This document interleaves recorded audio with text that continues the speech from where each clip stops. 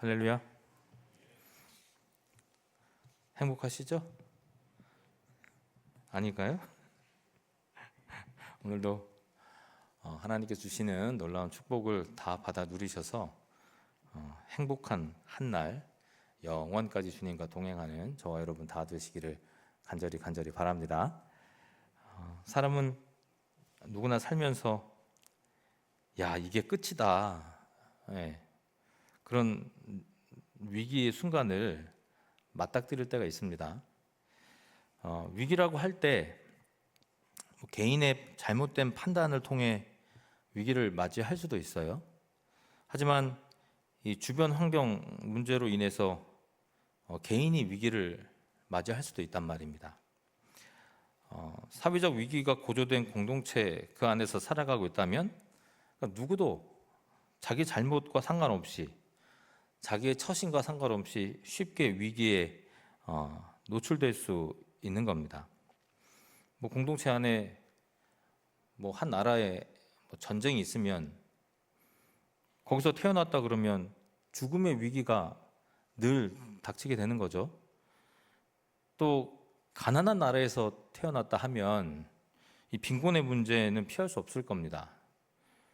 분열이면 다툼에 쉽게 노출될 수 있지 않겠습니까? 성도 여러분, 요즘 한국 사회의 위기라고 하면 누구도 이견이 없을 거라고 생각합니다. 위기다 진짜, 이렇게 다들 생각할 거거든요. 그 가운데에서 가장 큰 위기가 뭐냐 보면 재정적인 문제, 경제 문제를 이야기하는 분들이 많더라고요.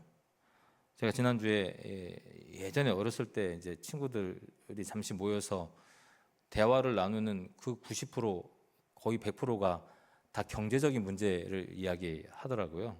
이 한국 사회가 위기라고. 근데 실제로 제가 한번 찾아봤어요. 얼마나 위기이기 때문에 얘네들이 일어나 그랬더니 25년도 2월 경제안보지표라는 그 조사에 따르면 여기 기준을 따라서 0을 기준으로 따라서 생각해 보면 가정경제인식지수가 마이너스 17 정도 되고 국가경제인식지수가 마이너스 64 정도, 0을 기준으로 했을 때 마이너스 17, 마이너스 64다. 이게 얼마나 정도 되는 건가 봤더니 23년 조사에 따르면 가정경제인식지수가 마이너스 10이었으니까 한 70% 정도가 지금 높아져 있는 상태에 우리 사회가 좀 더 경제적으로, 재정적으로 악화된 상황 속에서 살고 있다는 이야기가 되겠죠. 그러니까 2023년도에도 어려웠으니 우리의 삶이 지금은 아마 더 재정적인 어려움에 빠질 확률이 조금이라도 더 높아졌으리라 저는 그렇게 생각합니다. 인간관계도 마찬가지입니다. 이것도 제가 한번 조사를 해봤는데 24년도 인간관계 인식조사, 여러 가지 조사가 있죠. 여기 따르면 응답자의 약 한 70% 정도, 69% 정도 되는데 70% 정도가 자기와 비슷한 사람들과의 교제를 원한다, 이런 얘기가 있어요. 그러니까 비슷한 말을 하고 비슷한 생각을 하는 사람만 관계 맺는 것을 더 선호한다라는 거죠. 다른 말로 표현하면 사람들 간의 차이로 인해서 갈등이 존재하고 있고 이 갈등을 통해서 인간관계가 쉽게 실패할 수 있다는 얘기가 되는 거겠죠. 이 국제적 조사에 따르면 이 OECD 국가 회원들 중에서 사회 갈등 수준이 도대체 얼마나 되냐, 제가 또 그것도 찾아봤더니 우리나라는 멕시코와 이스라엘에 이어서 세 번째 수준으로 이 갈등의 지수가 높았다. 그러니까 정치가 왜 그런지 아시겠죠? 지금 환경이 그런 거예요. 우리가 이 갈등의 구조, 같은 부류의 사람들과 어울리고자 하는 그런 마음이 70% 정도 된다고 하니까 다른 사람과 어울리려고 하는 마음이 없는 거죠. 근데 이러한 갈등이 어디로까지 비화가 되느냐, 건강의 위기까지 가는데, 특히 요즘에 젊은 세대를 이렇게 가만 보면 2017년부터 21년까지의 자료에 따르면 20대 우울증 환자가 5년 전보다 127.1%가 높아졌다. 그러니까 우울증 환자가 상당히 많아지는 거죠. 왜? 사회 환경과 이건 밀접한 영향이 있는 거예요. 또 30대는 67.3% 증가했다. 우리들도 어느 정도 증가했겠지만 그 수준에는 조금 못 미치는 수준 같아요. 또 그걸로 인해서 고혈압, 순환장애, 비만 이런 것들이 상당히 높아져 있다는 사실을 주변을 이렇게 돌아보면 알 수 있어요. 야, 이게 젊은데 뭐 비만까지는 그렇다 쳐도 젊은데 무슨 순환 장애가 있고 고혈압이 있고 무슨 당뇨가 있고 젊은데 근데 그런 문제가 이 너무나 빈번하게 만나는 가운데 이야기되는 것을 들을 수가 있어요. 성도 여러분 어떻습니까? 뭐 여러분들은 어떤 위기들을 겪으며 지금 살아가고 있습니까? 사실 이런 사회 분위기 속에 살아가면서 누구도 다 크고 작은 위기들은 감수하면서 지금 살아가고 있지 않을까 생각해 보게 됩니다. 하지만 단 한 번의 쓰러짐, 단 한 번의 실패, 이게 좀처럼 회복하기가 어려운 정말 심각한 위기가 될 수도 있다는 거예요. 왜냐하면 지금 이 한국 사회가 한 번 넘어지거나 한 번 실패하면 다시 일어나기가 어려운 시대의 모습으로 우리가 살아가고 있기 때문이죠. 그렇기 때문에 위기에 빠지게 될 때 쉽게 헤어나오질 못하고 그 위기에 들어가려고도 하지 않는 그러한 상황에 우리가 살아가고 있어요. 심지어 그런 위기에 빠졌을 때 삶을 포기해야 되겠다라고 생각하는 그 지수가 상당히 높다는 얘기예요. 그러니까 미래가 보이지 않으니까 그야말로 현실의 문제에 점령당해 살아가고 있는 것이죠. 그냥 소망 없는 고통 속에서 그야말로 시간의 낭비를 하면서 우리가 살아가고 있단 말입니다. 예전에 들었던 간증 한 부분이 생각이 나더라고요. 어떤 한 친구가 한 번은 이제 실패 때문에 좌절에 빠져서 고통당하고 있을 때 하나님께서 기도하는 중에 이렇게 물으셨답니다. 진짜 힘드냐? 주님께서 이렇게 물으셨다니까 얼마나 감동적이에요. 그러니까 이 친구가 그거 모르십니까? 이것도 힘들고 저것도 힘들고 저것도 힘들고 이것도 힘들고 이 힘든 게 얼마나 많습니까? 그랬더니 하나님께서 조금 있다가 이렇게 물으셨대요. 야, 진짜 죽을 만큼 힘드냐? 그렇게 물었던 그 물음이 머릿속에 사라지지 않았다는 거예요. 다시 생각하게 되는 거죠. 야, 내가 진짜 죽을 만큼 힘든가? 그 정도는 아니지 않는가? 그런 생각에 도달했다는 거예요. 여러분 어떻습니까? 경제고 정치이고 또 인간관계, 건강, 정말 좋을래야 좋을 수 없는 환경 속에서 우리가 살아가고 있는데 야, 정말 죽겠다, 그런 말 할 만하지 않습니까? 작가 한강, 요즘 유명한 작가인데 제 책을 다 사서 이제 읽어보고 있는데 그의 소설 흰이라는 책에서 이렇게 말한대요. 우리의 삶은 흰 종이 위에 그려지는 그림과 같습니다. 아직 다 그려지지 않았습니다. 흰 종이와 같은 그림 속에 우리의 인생이 그려지고 있는 것인데 아직 다 그려지지 않고 완성되지 않았다는 거예요.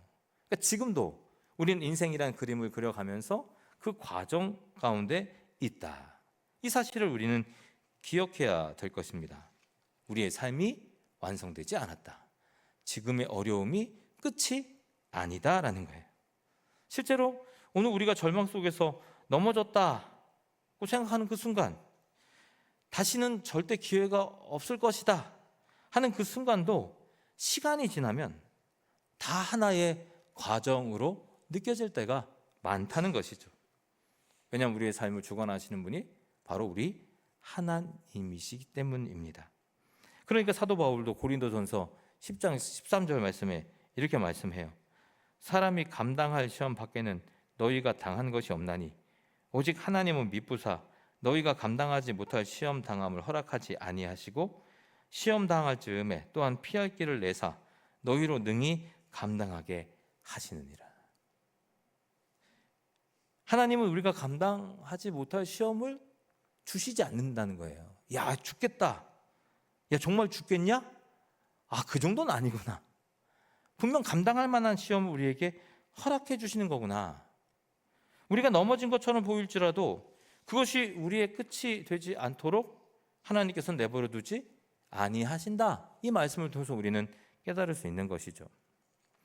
성도 여러분, 우리에게 맡겨진 하루하루의 삶의 그 경험, 뭐 때로는 절망도 있고 또 때로는 실패도 하겠지만 또 때로는 뭐 작은 승리도 있겠죠.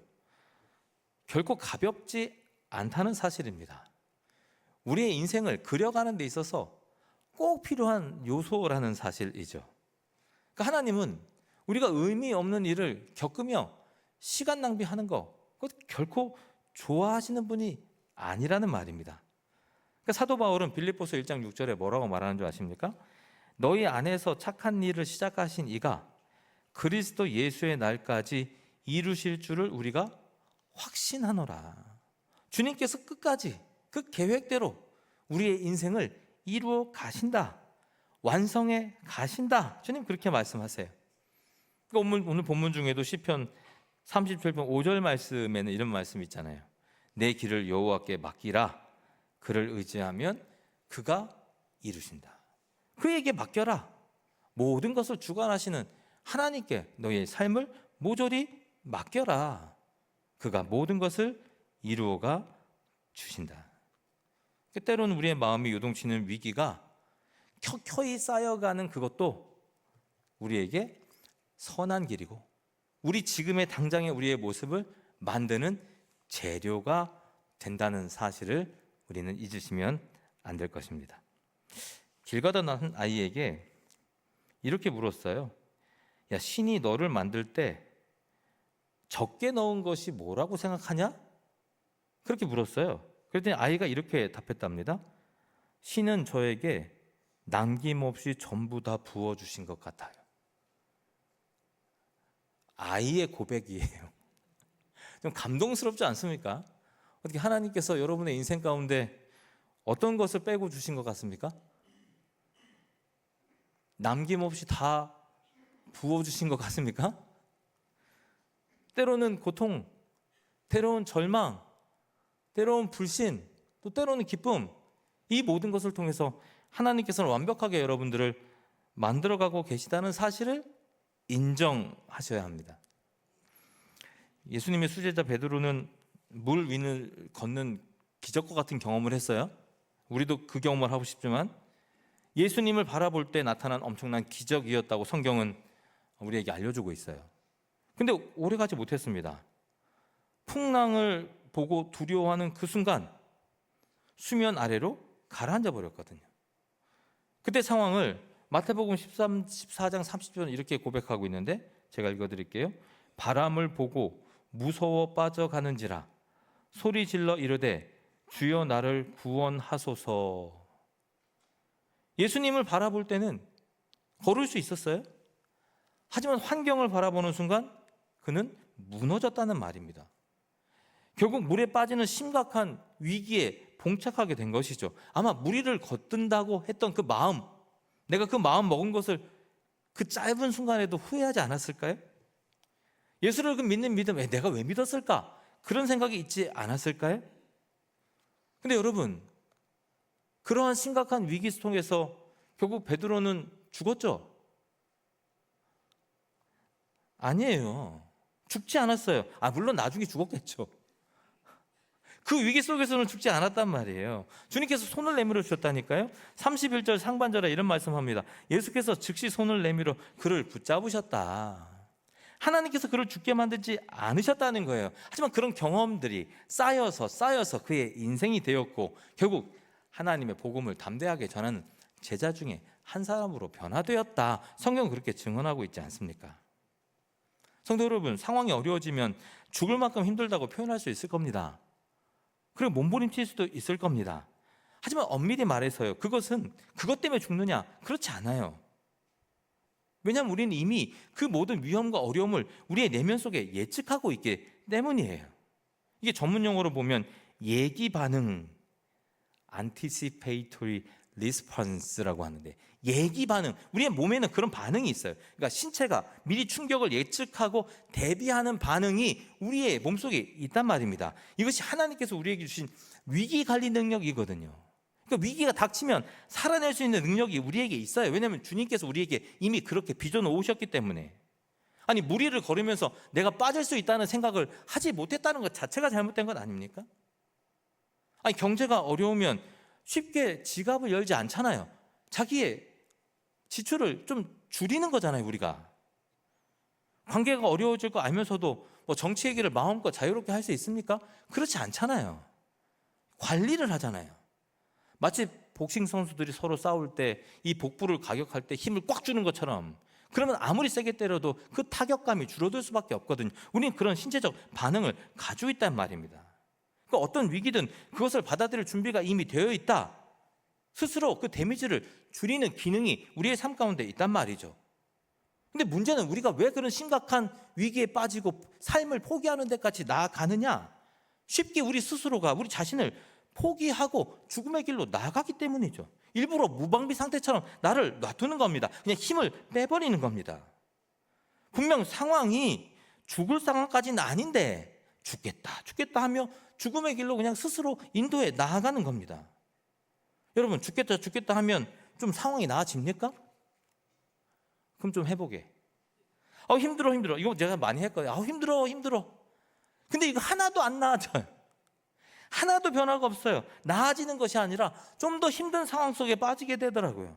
왜냐하면 상황은 그대로인데 아무리 말해봤자 더 힘들어질 수밖에 없죠. 그 마음에 더 상심이 될 수밖에 없는 것 아닙니까? 지금 우리가 겪는 상황들이 바로 이렇지 않습니까? 나라가 혼란스러운데 죽겠다 하면 더 죽게 되는 거고요. 힘들다 하면 더 힘들어지는 거고요. 그러다가 우울증도 걸리고 무기력함에도 빠지고 육체적으로 병에 걸리기도 하고 그런 문제 속에 우리가 살아가고 있잖아요. 이게 우연입니까? 이 문제는 무엇일까요? 문제가 너무 커 보이는 거예요. 그러면 어떤 현상이 벌어지는 줄 아십니까? 하나님이 되게 작게 느껴져요. 그 문제에 스스로 갇혀버리니까 하나님이 보이지 않게 된다 이 말입니다. 바람이 불고 물밑을 바라보니 울렁거리고 두려운 것도 맞지만 그 상황으로 나를 인도하신 예수 그리스도를 바라볼 때, 예수님이 더 크다는 것을 우리가 깨달을 때 우리는 절대로 흔들릴 일이 없단 말입니다. 근데 베드로는 무엇을 봅니까? 애써서 그 울렁거림만 바라보고 있더라. 애써서 그 바람만 느끼고 있더라. 그러니까 절망감에 휩싸일 수밖에 없는 거죠. 그럼 어떻게 이 문제를 벗어날 수 있을까요? 오늘 말씀에 4절, 5절 이런 말씀이 있어요. 같이 한번 읽어봤으면 좋겠는데 4절, 5절입니다. 시작. 또 여호와를 기뻐하라. 그가 내 마음의 소원을 내게 이루어 주시리로다. 내 길을 여호와께 맡기라.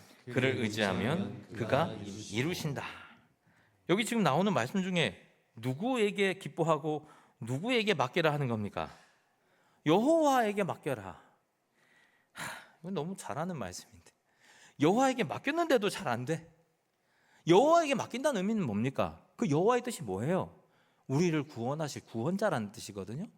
그 구원자, 우리를 구원한 구원자, 그럼 우리가 어떻게 합니까? 그건 아브라함 때부터 언약의 약속으로 이어졌기 때문에 우리가 아는 거예요. 비록 지금 우리는 영적인 이스라엘 백성이지만 그럼에도 불구하고 우리도 알고 있는 것은 여호와께서 우리를 구원하신다, 언약하셨다, 약속하셨다 이거거든요. 그러니까 여호와 하나님을 바라보라, 여호와께 맡겨라 하는 것은 어떤 의미입니까? 언약과 깊은 관계가 있단 말입니다. 어떤 언약이요? 내가 너의 주관자가 되리라.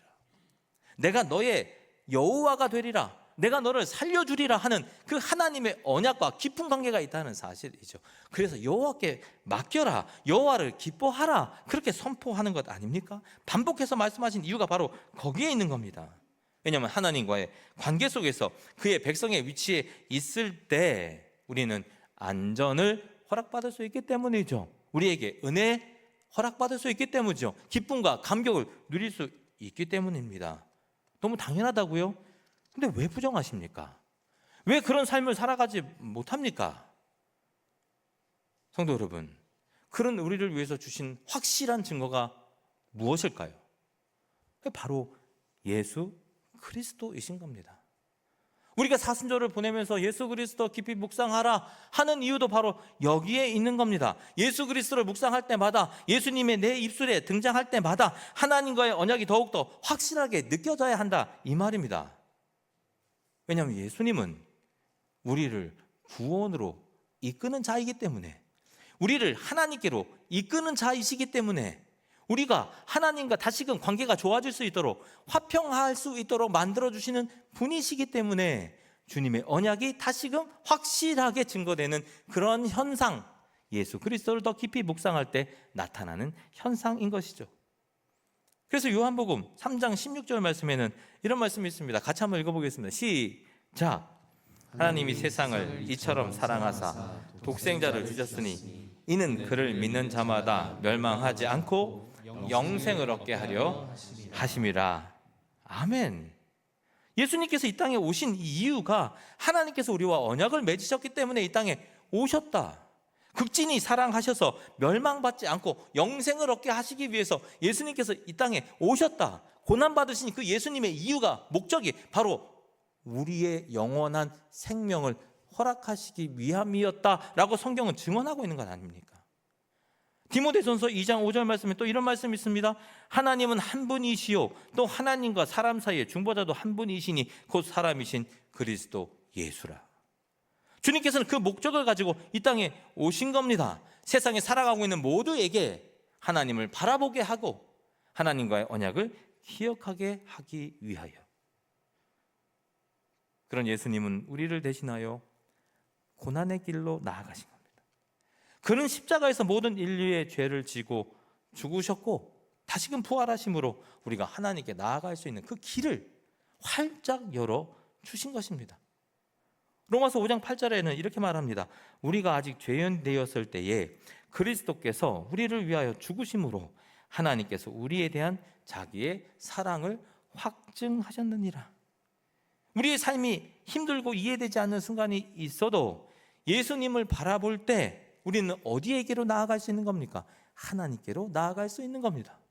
비록 그 절망의 순간에 모든 것을 포기하고 싶은 그 순간에도 우리의 중재자 되시고 우리에게 영원한 생명을 주신 예수 그리스도를 더 깊이 묵상할 때 우리와 언약을 맺으신 그 하나님을 바라보게 된다는 말입니다.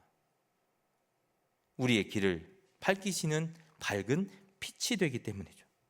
그러니까 삶의 위기가 닥쳐도 우리는 쉽게 넘어질 수 없습니다. 하나님께서 우리가 감당할 수 없는 시험을 허락하지 않으신다고 말씀하셨기 때문입니다. 그러므로 문제보다 하나님을 더 크게 보고 예수 그리스도를 더 깊이 묵상하며 하나님과의 관계를 회복해야 한다 이 말입니다. 주님께서 우리의 길이 되어주시기에 우리는 결단코 길을 잃을 수도 없고 넘어질 수도 없다는 말입니다. 그러니까 주님께서 이렇게 말씀하십니다. 시편 37편 4절 말씀입니다. 같이 한번 읽어보겠습니다. 시작.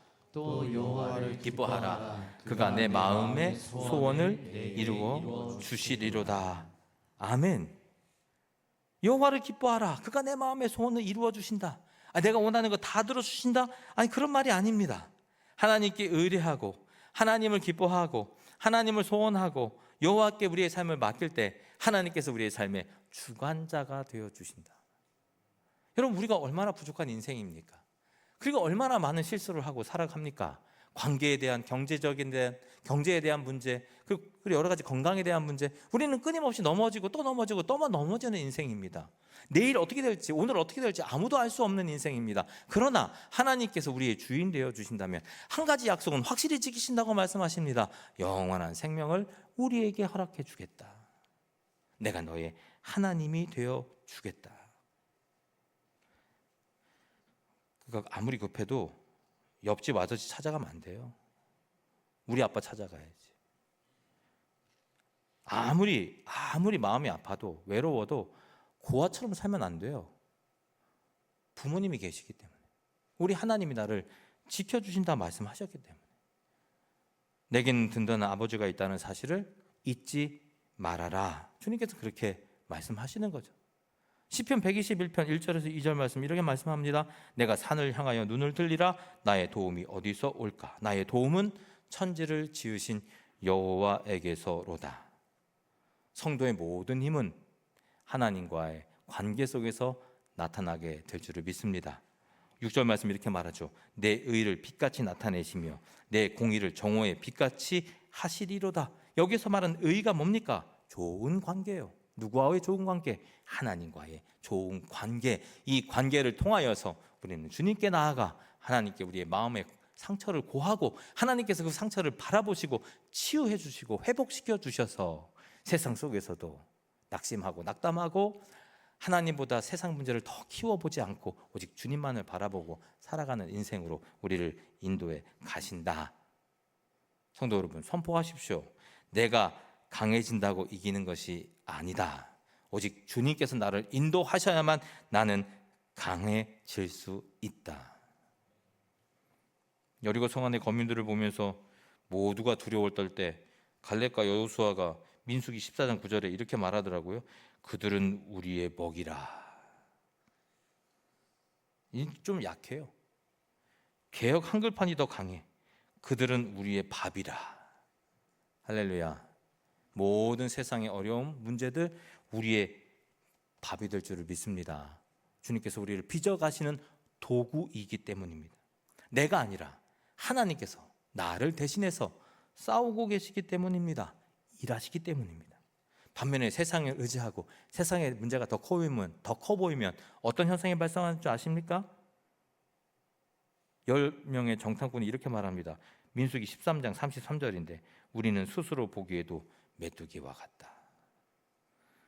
저들은 우리의 먹이고 밥입니까? 우리 스스로 보기에 메뚜기입니까? 여러분은 어떤 시각을 가지셨습니까? 주님께서 오늘 말씀하십니다. 예수 그리스도를 더욱 묵상할 때 하나님께로 우리의 시선이 돌려지게 되고, 주님께로 돌려질 때 세상의 문제는 작아지게 되고 오직 하나님만 커 보인다. 그 귀한 믿음의 시선을 두고 쓰러질 수 없는 우리의 삶을 감사하며 하나님께 영광 올려드리는 저와 여러분 다 되시기를 간절히 바랍니다.